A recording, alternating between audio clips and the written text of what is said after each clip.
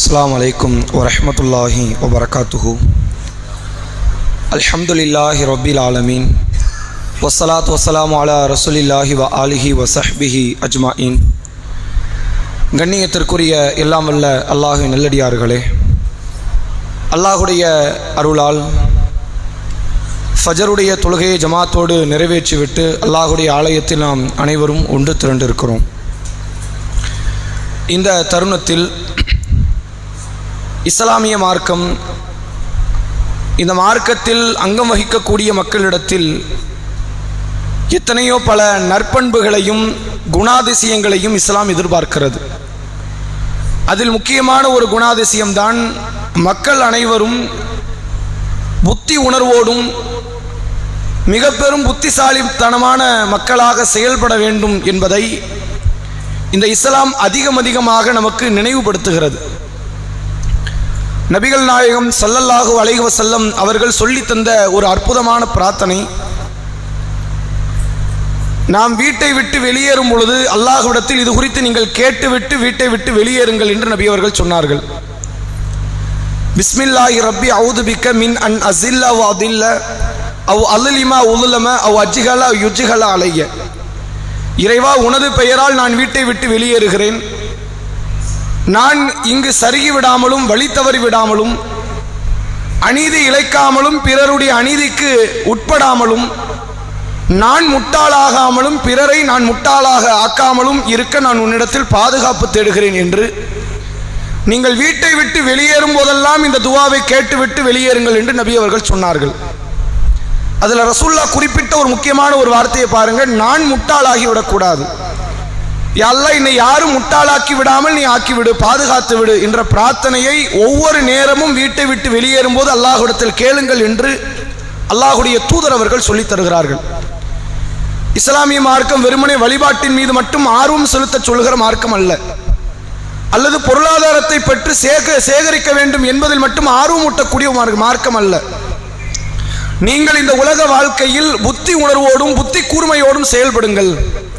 எந்த ஒரு நேரத்திலும் முட்டாள் என்ற பெயரை நீங்கள் பெற்றுவிடக் கூடாது என்பதற்கு மார்க்கம் அதிகமாக நமக்கு வலியுறுத்துகிறது. அதனால்தான் பெருமானார் ஸல்லல்லாஹு அலைஹி வஸல்லம் அவர்கள் சொன்னார்கள், ஒரு ஈமான் கொண்டவன் ஒரு புற்றில 2 முறை கொத்துப்பட மாட்டான்.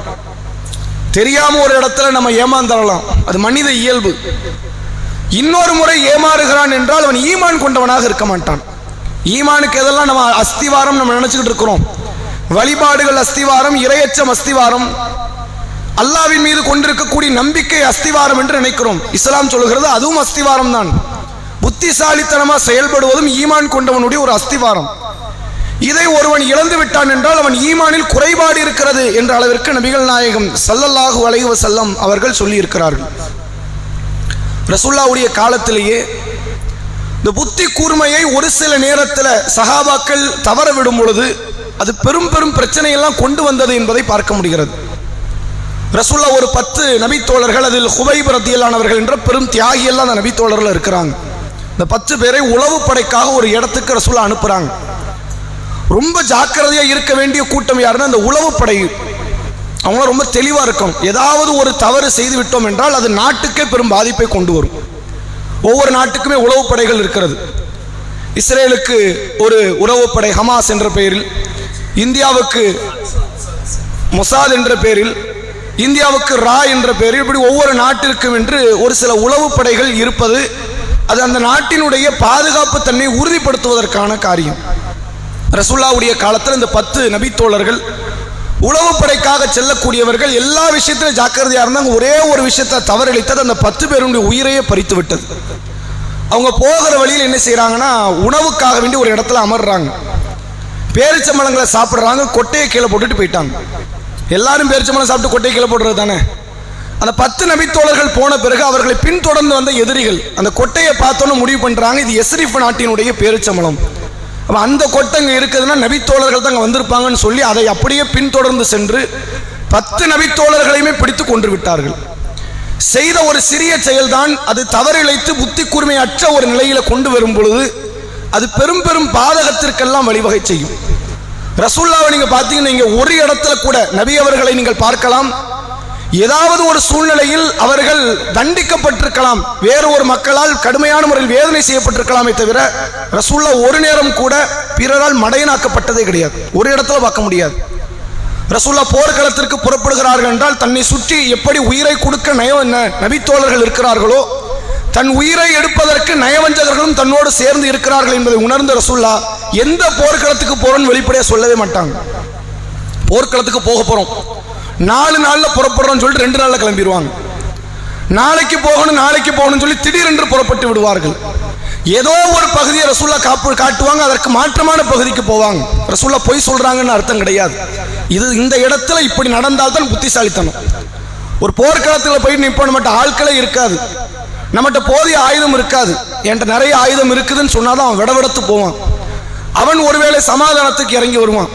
நம்ம அங்க போய் நின்றுட்டு உண்மை பேசுறோம், நீங்க என்கிட்ட எந்த ஆயுதமும் இல்லை, ஆள்பலம் இல்லை, நான் ரொம்ப பலகீனத்தில் இருக்கிறேன் அப்படின்னா அவனுடைய கை ஓங்கி விடும். ரசூலா இதில் ரொம்ப ஜாக்கிரதையா இருப்பாங்க.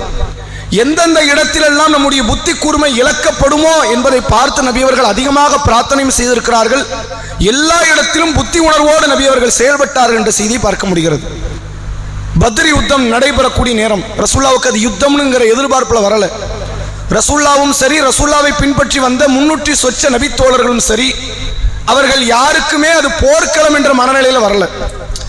அபூ சுஃபியான் என்பவர் மக்காவில் இருந்த இந்த தோழர்களுடைய சொத்துக்களை எல்லாம் கொள்ளையடித்து டமாஸ்கஸ் சந்தைக்கு கொண்டு போய் விற்க போறார். போறதெல்லாம் யார் சொத்து? நம்ம சொத்து. நம்ம சொத்தை நாம எடுக்க போறோம். இது பேர் வழிப்பறையும் கிடையாது, திருட்டும் கிடையாது, கொள்ளையும் கிடையாது. தங்களுடைய உரிமைகளை பெற்றுக் கொள்வதற்கான ஒரு வழிமுறை என்று ரசூல்லா அழைச்சிட்டு போறாங்க. திடீரென்று அல்லாஹ் அதை போராக மாற்றி விடுகிறான். இப்ப ரசூல்லா அணியில 300 பேர், எதிரணியில எத்தனை பேர் இருக்கிறாங்கிறத ரசூல்லா தெரிந்து கொள்வதற்கு அந்த எதிரணியிலிருந்து உளவு பார்க்க ஒருத்தர் வந்தாங்க, ஆளை பிடிச்சிட்டாங்க. அவர்களை சஹாபாக்கள் கடுமையான முறையில் அடிச்சு கேட்கிறாங்க, எதிரணியில எத்தனை பேர் நீங்க வந்திருக்கீங்க? யாருமே தான் கூட்டத்தை வந்து காட்டி கொடுக்க மாட்டாங்க, அதான் ஒரு சுயநல புத்தி. அதுல எல்லாருமே அப்படிதான் இருப்பாங்க. அவர் சொல்றாரு, நான் சொல்ல மாட்டேன்ட்டார். ரசூல்லா எப்படி புத்திசாலித்தனமா அந்த வார்த்தையை வெளியே எடுக்கிறாங்க அப்படின்னா, நீங்கள் உணவுக்காக எத்தனை ஒட்டகங்கள் அறுக்கிறீங்க அப்படின்னு கேட்கிறாங்க. இதுல என்ன தெரிஞ்சிட போது, முகமதுக்கு நம்ம சொல்றதுனால ஏதாவது கண்டுபிடிச்சிட போறாரா? நாங்கள் 10 ஒட்டகம் ஒரு நாளைக்கு அறுக்கிறோங்கிறாங்க. ஒரு ஒட்டகம் 100 பேருக்கு மினைக்கு சாப்பிட்டால் 10 ஒட்டகம் நாங்கள் 1000 பேர் இருக்கிறாங்க, இவனை தூக்கி போடுங்க. எதிரில் 1000 பேர் இருக்கிறார்கள், எதிர்கொள்ள தயாராகுங்க நாங்கள் ரசூல்லா. நம்மளாம் ரசூல்லாவை எழுத படிக்க தெரியாத நபராக, உலகத்தில் உலக அறிவு சார்ந்த விஷயத்தில் ரசூல்லாவை குறைந்தவராகத்தான் நம்ம பார்த்திருக்கிறோம். ஆனால் உண்மையில் நபியினுடைய புத்தி கூர்மை என்பது இந்த உம்மத்தில் இவரை போன்ற புத்தி கூர்மை கொண்டவர் யாரும் கிடையாதுன்னு சொல்ற அளவிற்கு ஒரு புத்திசாலியாக ஆக்கியிருந்தான். என்ன காரணம்? இப்படித்தான் ஈமான் கொண்டவன் இருக்க வேண்டும் என்பதை உணர்த்துவதற்கு. இன்னைக்கு நம்ம முஸ்லிம் சமூகத்தை நீங்கள் எடுத்துக்கொண்டால், பொதுவாக மனித சமூகமே இன்றைக்கு எந்த ஒரு இடத்துல டிராப் வச்சிருக்கிறானே தெரியாது. திடீர்னு ஒரு லிங்க் வரும், இதை கிளிக் பண்ணீங்கன்னா உங்களுக்கு 10 லட்சம் ரூபாய்க்கான வவுச்சர் வந்துகிட்டு இருக்குது, இதை கிளிக் பண்ணீங்கன்னா ஒரு ஆடி கார் உங்க வீட்டுக்கு வந்துடும் அப்படின்னு என்னென்ன வகையில்லாம ஸ்கேம், புது புது மோசடிகளை எல்லாம் சமூகத்தில் கட்டவிழ்க்கிறாங்க. இதுக்கெல்லாம் என்ன காரணம் தெரியுமா? ஏமாறக்கூடிய மக்கள் இருக்கும் வரை ஏமாற்றக்கூடியவன் இருந்து கொண்டுதான் இருப்பான். அப்ப நம்ம என்றைக்கு ஒரு பேராசைப்பட்டு நம்ம அதிகப்படியாக ஏமாற்றப்படுகிற சூழ்நிலைக்குள் நாம் இறங்குகிறோமோ, சமூகம் முழுக்க நம்மளை கொள்ளையடிக்கக்கூடிய மக்களாகத்தான் நம்மை சூழ்ந்து கொண்டிருப்பார்கள். இஸ்லாம் நமக்கு உணர்த்தக்கூடிய ஒரு பாடம் என்னவென்றால், என்றைக்குமே புத்துணர்ச்சியோடு புத்தி கூர்மையோடு செயல்படுங்கள். யாரிடத்திலும் நீங்கள் இறங்கி போய் ஏமாந்து முட்டாளாகி அந்த ஒரு பேரை நீங்கள் எடுத்துவிடக் கூடாது என்பதற்கு இஸ்லாம் அதிகமாக முக்கியத்துவம் தருகிறது. ரசூல்லாவுடைய காலத்தில் ரசூல்லா ஒரு முறை ஒரு வெள்ளி நாணயத்தை ஒரு நபித்தோழர்கிட்ட கொடுத்து ஒரு ஆடு ஒன்று வாங்கிட்டு வாங்குங்கிறாங்க. அன்றைய நேரத்தில் மார்க்கெட்டில் ஒரு ஆட்டோடைய மதிப்பு ஒரு வெள்ளி நாணயம். அந்த நபித்தோழர் போறாரு, வெள்ளி நாணயத்தை கொடுக்கிறார். 2 ஆடு ஒரு மனிதன்ட்ட விலை பேசுறார். விலை பேசக்கூடியவர் இவர். அவர் கடுமையான முறையில் அந்த வாத பிரதிவாதத்தோடு பேசி விலை பேசி ஒரு 2 ஆடு வாங்குறாரு. அதே மார்க்கெட்ல ஒரு ஆட்டை ஒரு வெள்ளி நாணயத்துக்கு வித்துறாரு. ரசூல்லாட்ட வராங்க, அல்லாஹ்வுடைய தூதரே நாங்க ஒரு ஆடை பிடிங்க, நீங்க கேட்டீங்க, வெள்ளி நாணயத்தையும் பிடிங்கன்ட்டாங்க. ரசூல்லா விவரம் கேட்கிறாங்க, நான் ஒரு வெள்ளி நாணயம் கொடுத்தது ஒரு ஆட்டுக்காக, ஆடும் இருக்கு வெள்ளி நாணயம் இருக்கு, என்ன கணக்கு? ரசூல்லா சொல்றார், அந்த நபித்தோழர் சொல்கிறார், ஒரு வெள்ளி நாணயத்திற்கு 2 ஆடு வாங்கினேன், ஒரு ஆட்டை ஒரு வெள்ளி நாணயத்திற்கு மறுபடியும் வித்துட்டேன், ஒரு ஆடு ஒரு வெள்ளி நாணயம். நபி அவர்கள் சொன்னார்கள், உங்களுடைய வியாபாரத்தில் அல்லாஹ் பரக்கத்தை தரட்டும், நீங்க எதை செஞ்சாலும் அல்லாஹ் அதுல பரக்கத்தை தருவான். அப்படிப்பட்ட ஒரு வியாபார யுக்தி இந்த நபித்தோழர் இடத்தில் இருக்கிறது என்றார்கள் ரசூல்லா. அதை இதான் புத்தி கூர்மை. தன்னுடைய பொருளை லாபகரமாக பயன்படுத்துவதும், தான் எந்த ஒரு நேரத்திலும் நஷ்டமடையாமல் செயல்படுவதும், பிறருக்கு அநீதி இழைக்காமல் நடப்பதற்கு பெயர் தான் இந்த புத்திசாலித்தனம்.